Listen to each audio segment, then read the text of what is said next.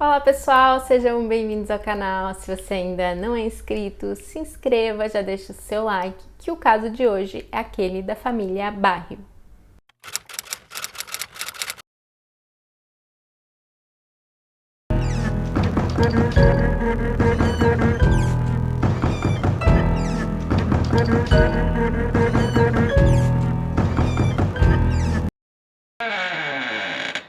O caso que eu vou contar hoje ocorreu em Burgos, na Espanha, em 2004. Em junho de 2004, Salvador, de 53 anos, sua esposa, Júlia, de 47 anos, e o filho do casal, Álvaro, de 12 anos, são encontrados sem vida no apartamento que eles moravam em Burgos. A polícia conclui que a família havia perdido a vida cerca de 20 ou 24 horas antes dos corpos serem encontrados, o que indicaria que o crime ocorreu à noite. O apartamento não tinha sinal de entrada forçada e os corpos apresentavam diversas apunhaladas causadas possivelmente por uma faca. E apesar da grande quantidade de sangue na cena do crime, não havia sangue nos interruptores de luz. Então a polícia acredita que ou o criminoso cometeu os crimes no escuro ou ele teve ali a ajuda do uso de uma lanterna. E as cortinas da casa também estavam todas fechadas. O corpo do Salvador apresentava cerca de 50 apunhaladas e ele foi encontrado na cozinha e havia sinais de luta no local. Próximo ao corpo foi encontrada uma pegada de sangue. Já o corpo da Júlia foi encontrado no quarto do casal e ela não parecia ter se defendido, não tinha nenhum sinal ali de defesa. Então possivelmente ela ficou em choque e não conseguiu reagir. E ao lado do corpo havia uma bolsa que parecia ter sido revistada. Também havia manchas de sangue em algumas peças de roupa encontradas no quarto. E uma delas estava com os bolsos, era uma calça, estava com os bolsos virados para fora, como se alguém estivesse à procura de alguma coisa, de dinheiro ou alguma carteira, algo assim.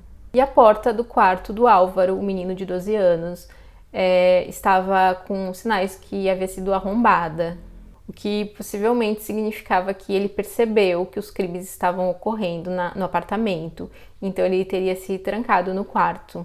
Porém, o criminoso teria forçado ali a porta para poder entrar no quarto do Álvaro. A polícia também encontrou sinais de que ele estaria escondido embaixo da cama e ele teria sido arrastado até o corredor. Ele foi encontrado com a cabeça virada para o quarto dos pais dele, onde estava o corpo da mãe dele, a Júlia.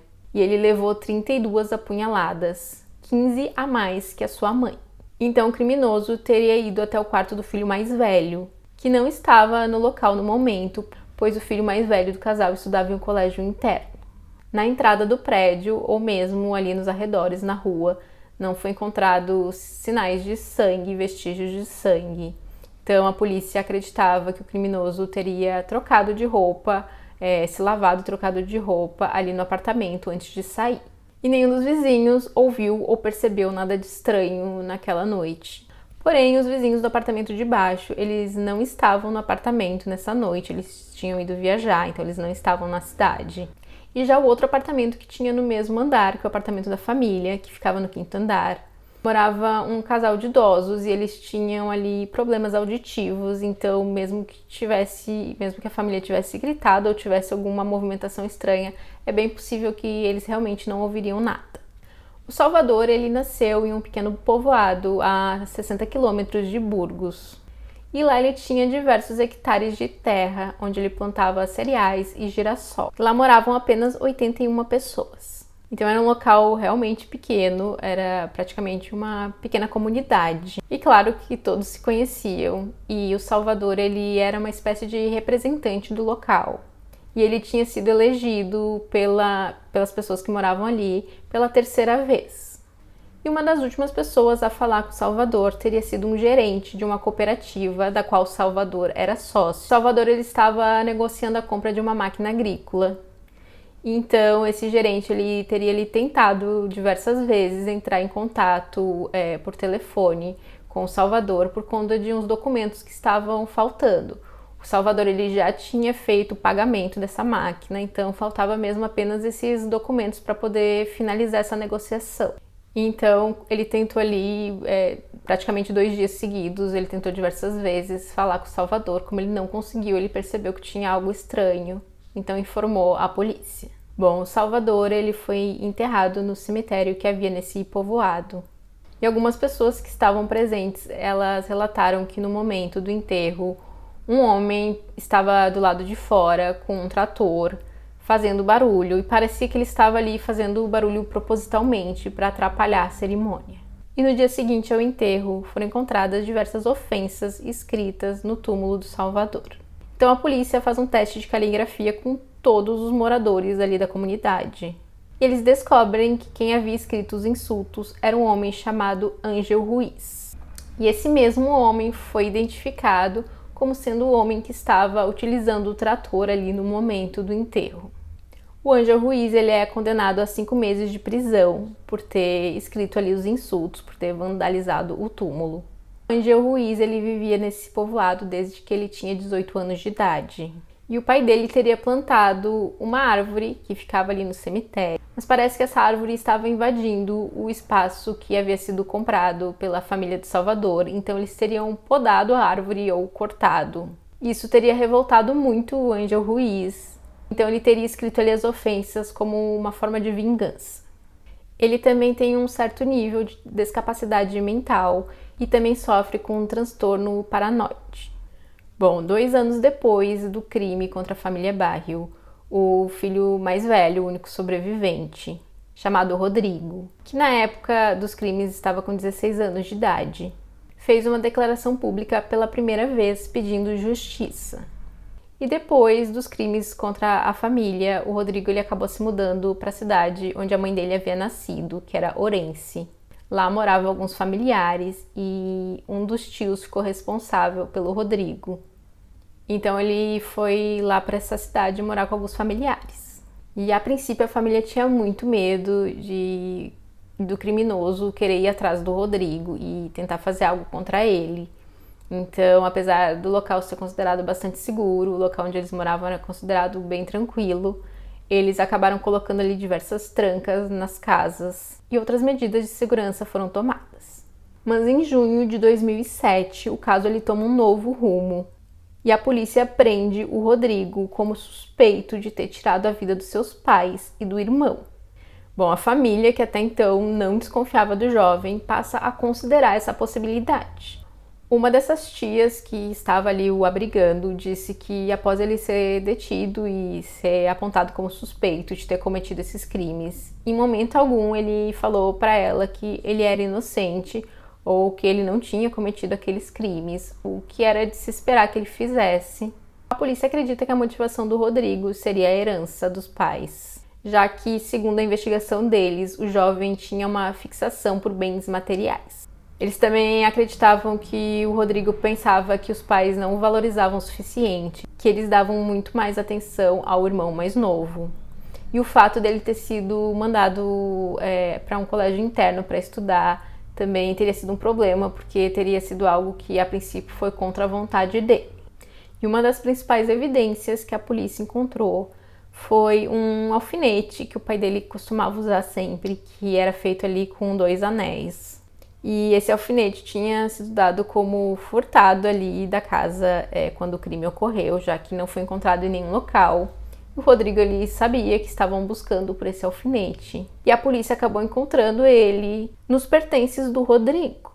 E aquela pegada encontrada na cena do crime era de um tênis tamanho 42. E uma das tias do Rodrigo, ela contou que em uma ocasião, logo que ele foi morar com ela, eles teriam saído para comprar ali um calçado novo.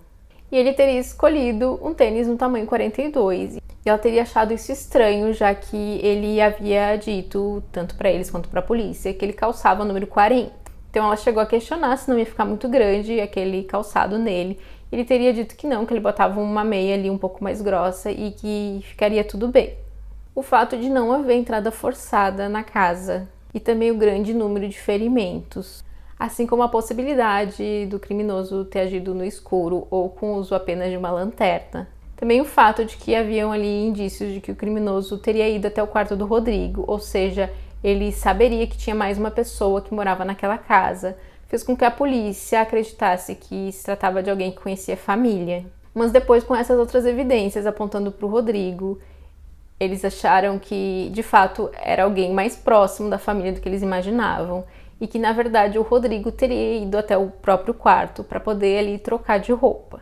O que inicialmente a polícia tinha considerado como se o criminoso tivesse ido até o quarto do Rodrigo porque sabia que havia mais um morador na casa. A polícia, entretanto, não conseguiu provar que o Rodrigo teria se ausentado do colégio interno naquela noite, mas ele havia visitado a família naquele mesmo dia. E o pai teria levado ele até a estação de ônibus para ele poder pegar o ônibus até o colégio interno, que ficava ali fora da cidade de Burgos. Então isso significava que ele esteve em Burgos naquele dia.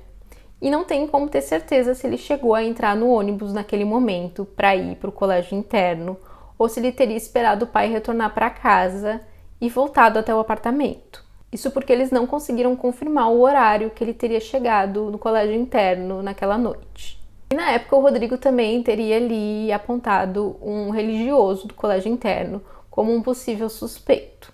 Mas a polícia não encontrou nada contra esse religioso e achou que as acusações eram sem fundamento. E como eu falei, os moradores do apartamento que ficava embaixo do apartamento ali da família, eles não estavam na cidade naquele dia. E na verdade os moradores desse apartamento eles eram tios do Rodrigo, então é possível, é quase certo que o Rodrigo sabia que eles não estavam lá naquele dia. Uma pegada, além daquela de sangue, havia sido encontrada, mas na varanda do apartamento. E essa varanda, era possível que ela fosse acessada da parte ali interna do prédio. E essa pegada, ela era de um tênis igual à pegada encontrada na cena do crime. Porém, essa pegada que estava na varanda era de pó e não de sangue. Então a polícia imaginava que talvez o criminoso tivesse entrado ali na varanda antes de entrar no apartamento e cometer os crimes. E a polícia também encontrou alguns cigarros nessa varanda. E os vizinhos informaram que era comum que o Rodrigo utilizasse esse local para fumar. E de fato a polícia encontrou o DNA do Rodrigo em alguns desses cigarros. Porém, esses cigarros a polícia identificou como sendo de uma marca, e quando eles questionaram o Rodrigo se ele fumava, qual marca que ele fumava, ele teria dito uma outra marca. E ele disse que ele costumava guardar os cigarros embaixo da pia do banheiro. Então a polícia retornou ao apartamento, que até então estava isolado, porque ele estava ali como cena de crime, então ninguém poderia entrar no apartamento sem permissão, nem mesmo o Rodrigo. E eles vão até o banheiro e de fato encontram os cigarros dessa marca que o Rodrigo tinha dito. Porém, um dos investigadores acaba percebendo um detalhe muito importante. Ele percebe que a data do lote de fabricação dos cigarros era posterior à data do crime contra a família.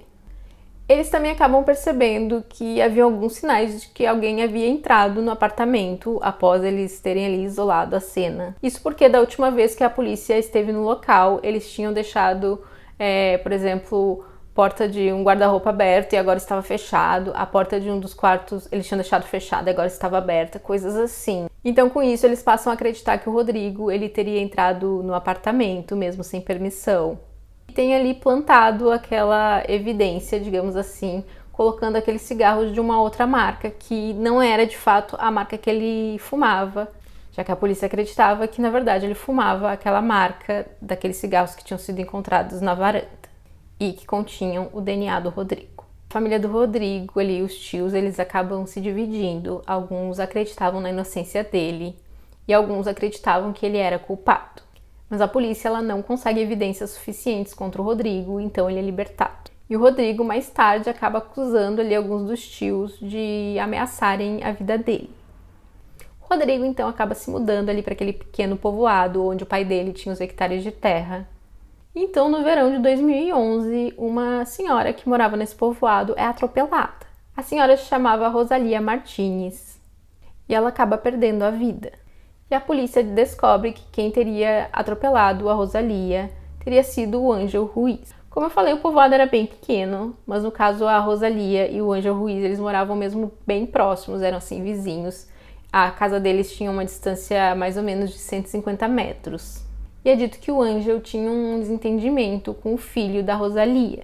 Então ele teria atropelado a senhora como uma forma de vingança. Incrível que num local onde moram apenas 80 pessoas, ainda assim existe alguém para criar problemas. Bom, ele já teria ameaçado o filho da Rosalia anteriormente. Mas a polícia ela só encontra provas contra o Ângelo Ruiz em 2012, quando eles encontram o carro que o Ângelo Ruiz teria usado para atropelar a senhora.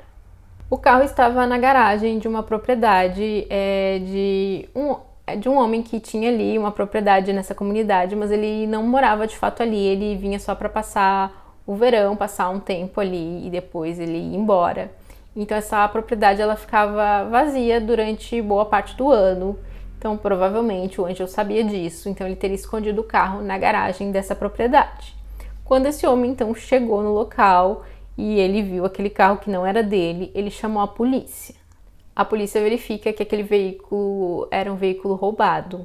E eles conseguem ali algumas evidências de que aquele carro tinha sido utilizado no atropelamento, como por exemplo, alguns cacos de vidros encontrados no local eram compatíveis com uma lanterna que estava quebrada ali no carro e outras evidências parecidas com essa. Além disso, um fio de cabelo do Ângelo Ruiz é encontrado dentro do veículo. Ele então é detido. A polícia faz uma busca na casa do Ângelo Ruiz e a casa era uma bagunça. Gente, quantos casos que eu conto que quando a polícia vai verificar a casa dessas pessoas é assim, uma completa... E não é uma baguncinha, era assim, tinha diversas coisas dentro da casa, como por exemplo um trator, e não era na garagem, era mesmo dentro da casa.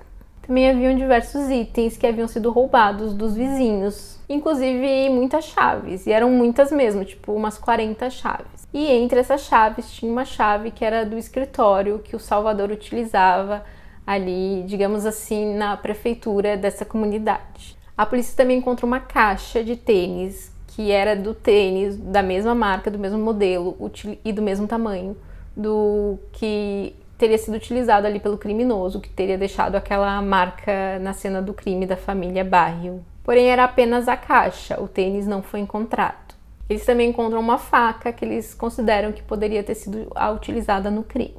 Porém, eles não conseguem provar isso, já que a faca ela estava sem o cabo, então eles não conseguiram ali fazer os testes com a precisão necessária para confirmar se aquela faca ela poderia causar os mesmos ferimentos que haviam sido encontrados nos corpos. Também não havia vestígios de sangue nessa faca. Quanto aos tênis, haviam diversos sapatos com numerações diferentes na casa. Então também é possível que esses sapatos tenham sido furtados ali dos vizinhos. Então também não foi possível provar que o Ângelo Ruiz teria aqueles sapatos, e até porque ele não utilizava aquela numeração. Então já no dia 3 de fevereiro de 2013, um caçador encontra em um vale ali na região de Burgos um carro carbonizado.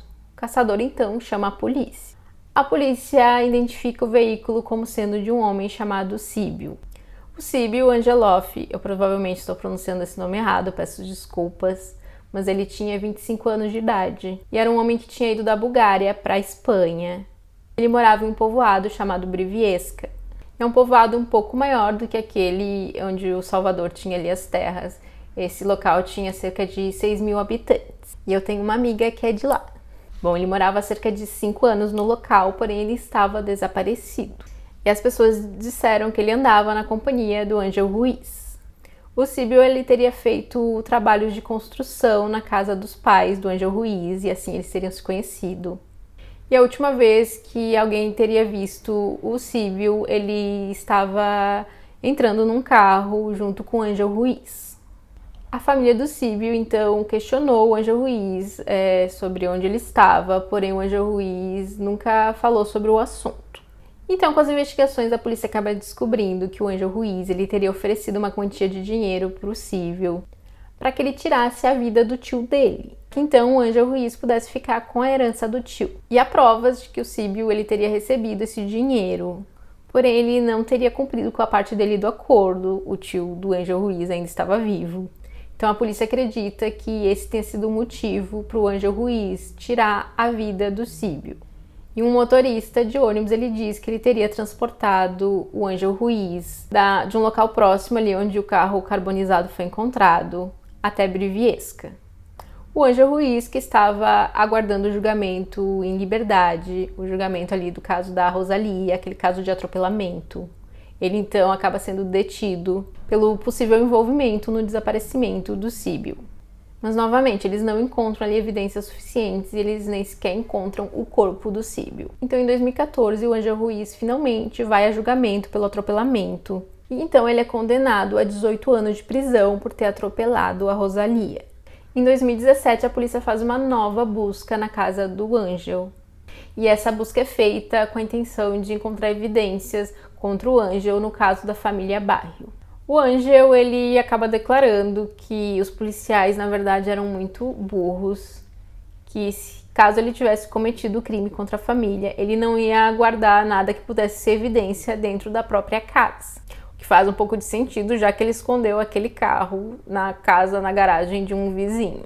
E uma das irmãs da Júlia, ela declarou que, de fato, o Ângelo Ruiz, ele tinha ali um desentendimento com o Salvador, mas que se ele quisesse tirar a vida do Salvador, o Ângelo provavelmente teria feito isso ali no povoado. Ele não teria se deslocado até a cidade de Burgos, entrado ali no prédio e no apartamento para poder tirar a vida dele, já que teria mais chances de alguém testemunhar o crime do que ali naquele pequeno povoado. Até porque muitas vezes o Salvador ficava até tarde no povoado, trabalhando sozinho.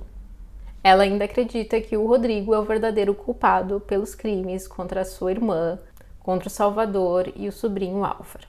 De qualquer forma, essa parte da família, eles têm um advogado que disse que eles estão trabalhando, eles estão buscando a verdade, eles não têm ali a intenção de simplesmente acusar o Rodrigo, eles trabalham com todas as possibilidades. Porém, ele também diz que o maior indício que existe contra o Ângelo Ruiz é o fato de que ele tirou a vida de uma pessoa, no caso da Rosalia, ou seja, ele é capaz de cometer um crime, mas que, segundo esse advogado, há mais evidências contra o Rodrigo. Até o momento, a polícia ainda não divulgou se eles encontraram alguma evidência relevante para o caso da família Barrio na casa do Ângelo Ruiz, nessa última busca. Então, esse caso ele continua sem solução, e esse crime vai prescrever em 2024.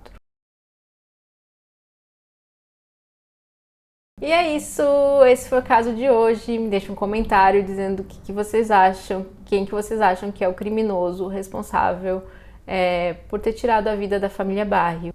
Não esquece de deixar o like, se inscreve se não for inscrito e compartilha esse vídeo com alguém que você acha que pode gostar desse conteúdo. Até o próximo vídeo!